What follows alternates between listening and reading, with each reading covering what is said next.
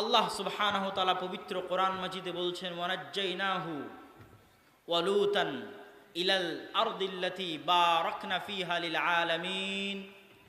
আমি লূতকে আশ্রয় দিয়েছি এই মাটিতে, ইব্রাহিমকে আশ্রয় দিয়েছি এই মাটিতে, যেখানে আমি বরকত রেখেছি সারা পৃথিবীর মানুষের জন্য।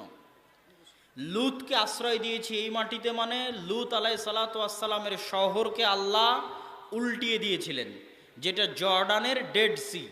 তো উল্টে দেওয়ার পর লূত আলাইহিস সালামকে আল্লাহ কোথায় আশ্রয় দিলেন?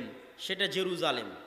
ইব্রাহিম আলাইহিস সালাতু ওয়াস সালামকে আশ্রয় দিয়েছি মানে ইব্রাহিমের পিতা আজর এবং নমরুদ তাকে ইরাকের ব্যাবিলন শহর থেকে তাড়িয়ে দেওয়ার পর তিনি হিজরত করে কোথায় আশ্রয় নিয়েছিলেন? সেটা জেরুজালেম।